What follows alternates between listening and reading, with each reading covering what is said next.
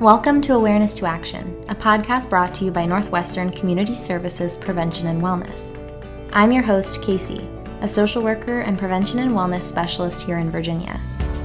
Our goal is to bring you stories of people who are engaging in their communities in meaningful ways, to hopefully inspire and encourage you to seek those connections in your own community. Hello, and welcome back to Awareness to Action. It's been a bit since our last episode, but I'm happy to be back today and excited to welcome Dr. Melissa Goldberg Mintz to the show. Dr. Goldberg Mintz is a psychologist, author, and mother of two based out of Texas. Dr. Goldberg Mintz owns a small private practice, Secure-Based Psychology, and holds the title of Clinical Assistant Professor at Baylor College of Medicine. She is also the author of Has Your Child Been Traumatized? How to Know and What to Do to Promote Healing and Recovery. In her work, Dr. Goldberg Mintz is committed to highlighting the importance of connection and providing families with the tools to move from, in her words, traumatization to empowerment. I hope you enjoy the conversation. All right, Dr. Goldberg Mintz, welcome to the show. Hi, thank you so much for having me. I'm so excited to be here. I'm excited too. For our listeners, this has been a long time coming, so we're glad to finally be sitting down. Let's just start with you telling our listeners a little bit about yourself, the work you do, and the path you took to get here. Sure. So I am a clinical psychologist and mom of two young kids, ages 4 and 2. I have a private practice here in Houston. I also teach a little bit at Baylor College of Medicine, and am the author of the book, Has Your Child Been Traumatized? Let's see. So in terms of my path to get here, so I don't know how far back you want to go, but I knew I wanted to be a psychologist in high school. My philosophy teacher assigned us this project called the Happiness Project, where we had to interview, I think it was something like 40 people about the meaning of happiness and just about different experiences in their lives. And I just was so blown away by that. I thought it was so fun and so engaging. And I was like, oh, I wonder if there's a way I could do this with my career. So that's what got me started, really. But very early on in graduate school, I had a really unique opportunity to work as part of a clinical trial for trauma-focused cognitive behavioral therapy, and learned right away that I loved the treatment of trauma. When we first met, you said something along the lines of that time felt like magic. And I loved when you said that, because I know that feeling of connection to a type of work or a type of practice of just like, oh, this is it. So tell me more about what that was like for you. Yeah, absolutely. So, I was green. I was so green and young, and I just didn't have a ton of experience. And getting these cases with these adverse events, and what we know about adverse events is that most kids before they hit 18 will experience at least one adverse event, but some of the stuff I was seeing was not sort of like in the norm, and was just a little overwhelmed, to be frank. But seeing how well the model worked and just gave these kids so many awesome skills and just really helped them feel good about themselves, but also like in a very clinical way, decrease their post-traumatic stress symptoms. I was like, okay, I'm sold. I love the idea of like you witnessing this very real, tangible change that's happening because of what we know about the brain and what we know about trauma, mixed with that personal feeling of like, I found it, this is it, like that buzzy, here's what I want to do with my life, which is so exciting. Absolutely. I want to get into the content of your book soon, but first I just would love to hear what the process was of, okay, here's this work I've been doing for years. I need to put this down in writing. I need to put some of the lessons I've learned. Like, what was that like for you? Sure. So honestly, it started because I was looking for a resource for parents of kids that I was working with. And there are so many amazing books out there about how to raise resilient children. But I was looking for, okay, like, what if it's already too late? What if the child has already been exposed to something and they're not feeling particularly resilient? What do you do after your child has been exposed to adversity and you don't even know if they've been traumatized? And I couldn't find much out there. So that was sort of what got me going on, like, okay, maybe I write this book. Yeah. Seeing the need for it and saying, I'm going to try and step into that arena. That might Exactly. be what I meant to do. Yeah. That's really cool. What you just said strikes me as really important because such a specific tool. Your book is not it's not really a bird's eye view. It's really like, hey, let's dive into some examples of this. Let's dive into what it looks like in the day to day, now and in the future. I mean, your book spans time for the children it's talking about. And I think that's important. And then the real work of the book is this concept of traumatization to empowerment. Mhm. It's what you said of the gap of having books of like, what about when it's too late, to almost say it's not too late, but what about when something's happened that needs to be addressed? So that's a long way of asking why you chose that wording that is in here a couple of times, of traumatization to empowerment. Yeah, absolutely.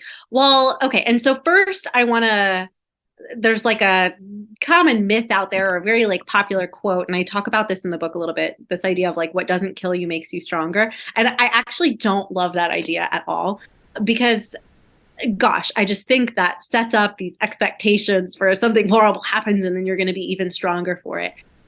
I don't think that is like sort of the natural way that things happen. And at the same time, for kids who experience something that was really difficult or scary or terrifying for them, if they can learn to turn to their parents in those times of turbulence, it will really enhance the parent-child relationship, build self-esteem. So it has the potential to leave entire families feeling empowered.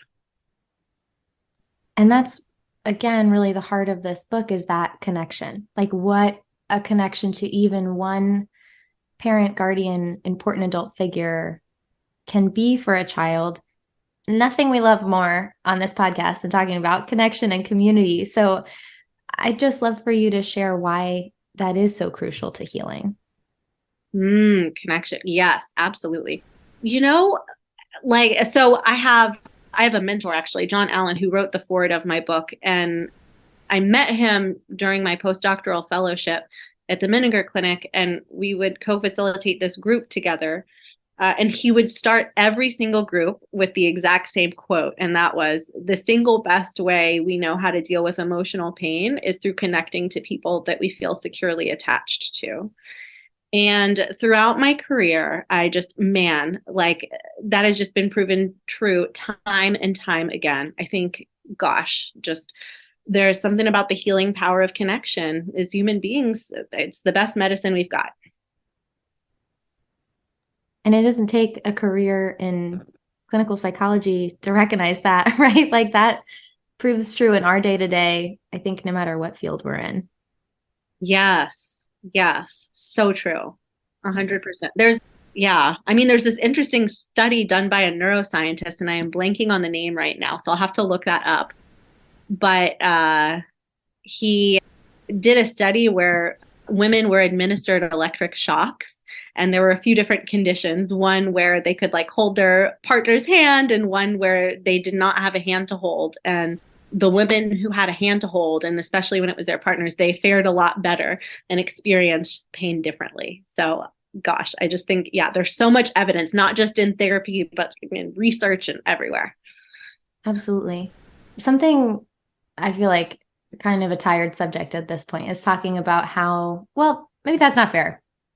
It's tired because we keep needing to talk about it, is how much the pandemic interrupted our ability to connect with others, how much it sort of showed us the need that we have to connect with others and prevented that in a lot of settings. But this book is really about those connections within the home. And for many people, that wasn't interrupted. We were spending more time than ever with the Right. people in our home. So I would just love to hear your thoughts kind of on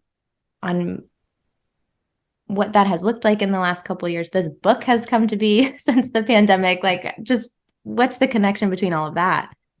Yeah. Oh my goodness. Oh, it is so complex. So, oh wow.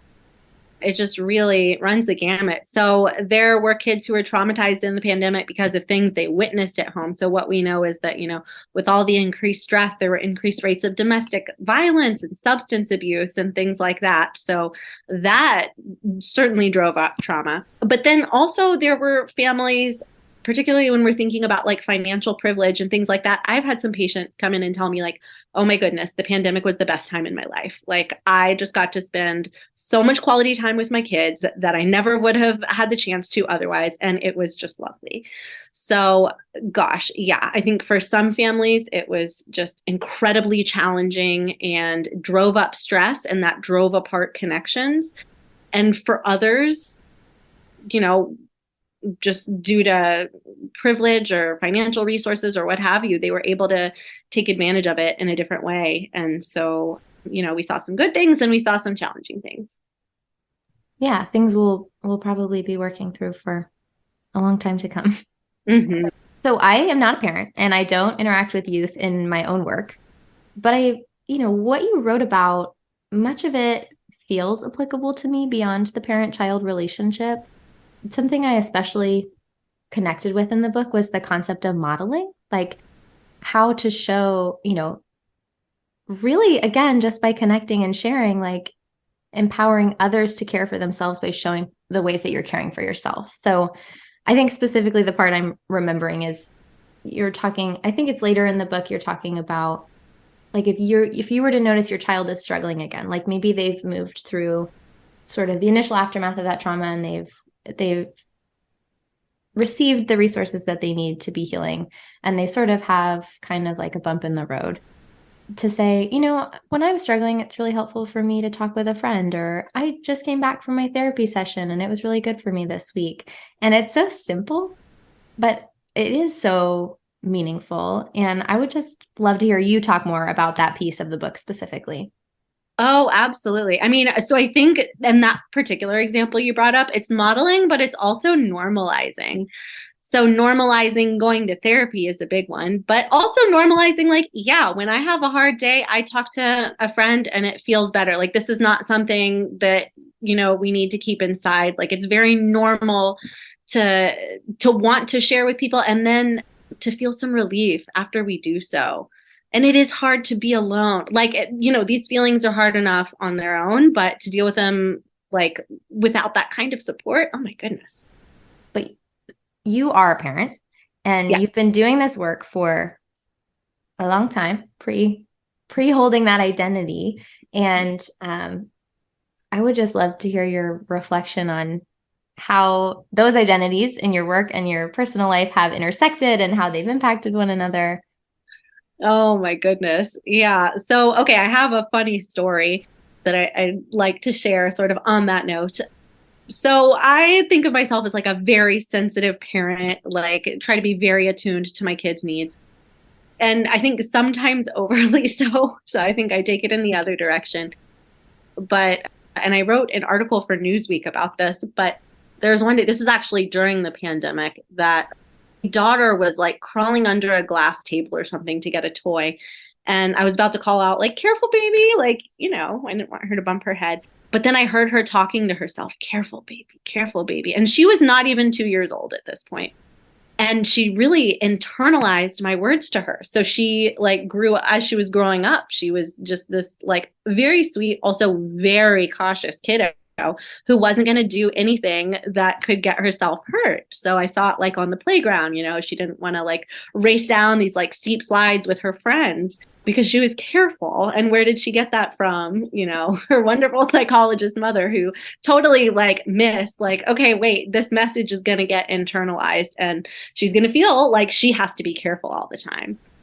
And so, yeah, so I think that, like my clinical experience has definitely afforded me a lot of wisdom, but oh my goodness, I miss the mark sometimes. Yeah. And I would guess that your clinical work impacts your parenting, but in the same way, your parenting must now have changed, the work that you're doing, the perspective you hold when you're talking to parents to really be able to connect with their care for their child. They always say that you can't understand that until you become a parent yourself.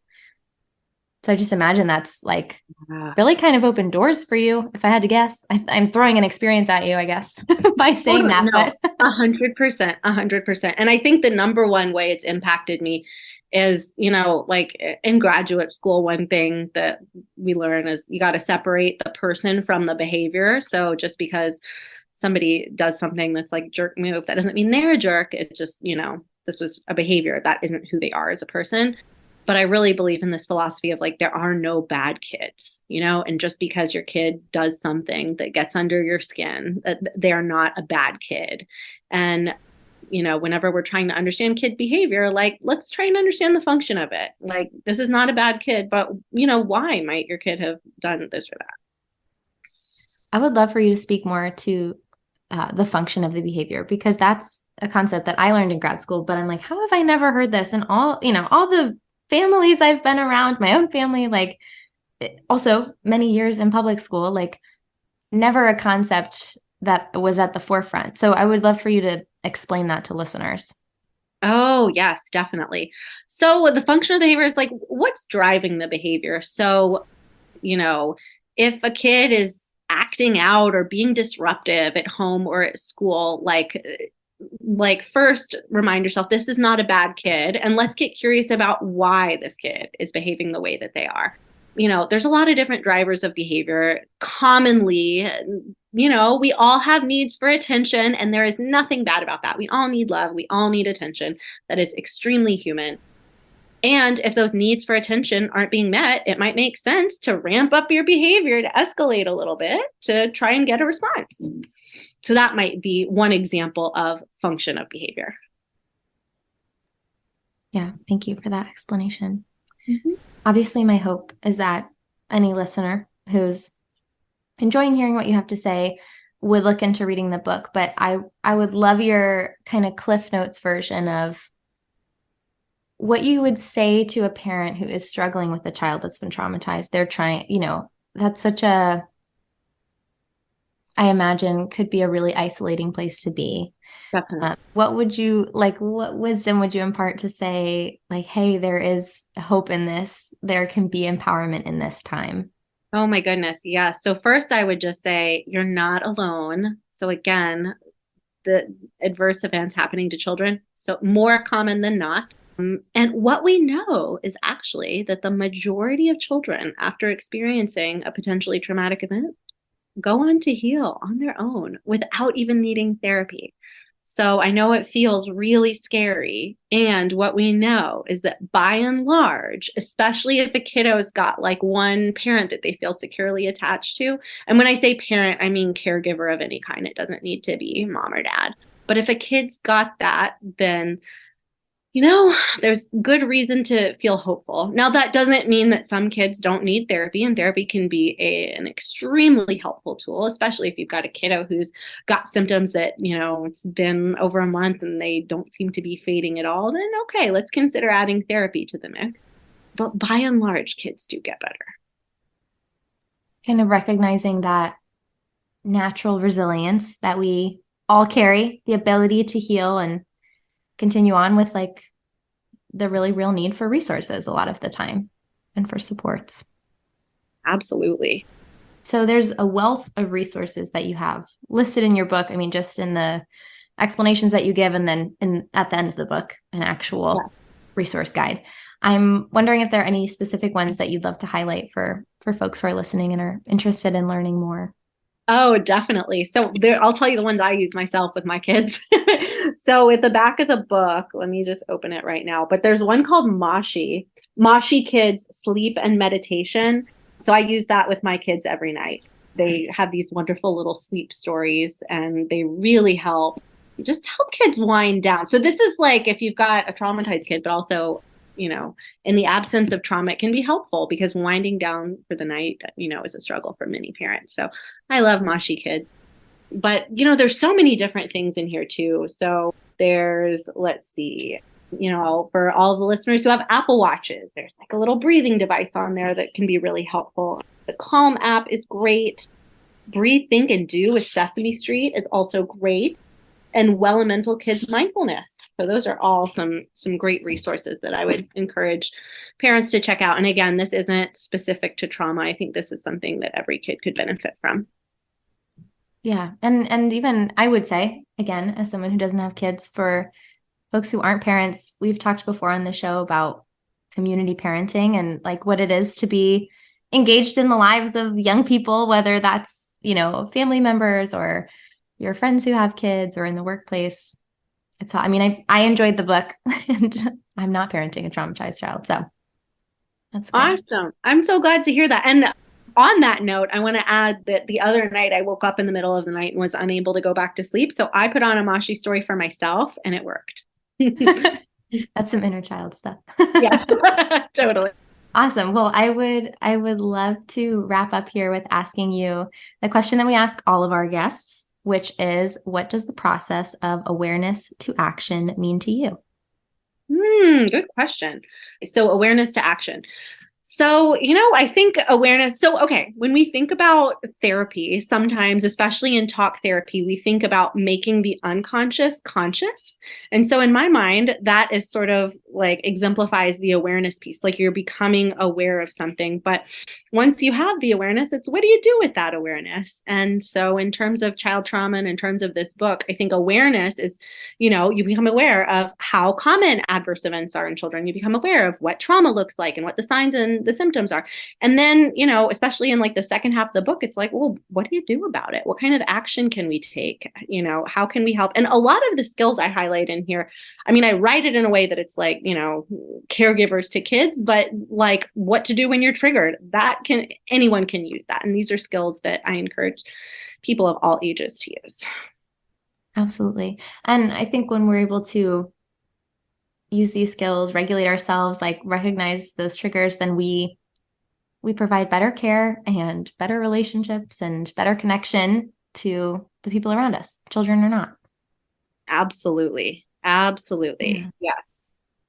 Well, thank you so much for joining us today and for writing this book. I think it's a really useful resource, and I'm sure it's, there's probably a lot of parents out there who are like, oh, look, a book, that exactly what I've been asking. Like, how am I supposed to do this? And I really admire it when someone sees a need and is like, you know what, maybe I'm the one to be able to do this. So thanks for all of it. Well, thank you. It's been so great getting to talk to you about this. Yeah. All right. Take care. You too. Thanks for listening. And thank you again to Dr. Goldberg Mintz for joining us. Make sure you subscribe to Awareness to Action so you can catch the rest of the conversations we have in store for Season 3.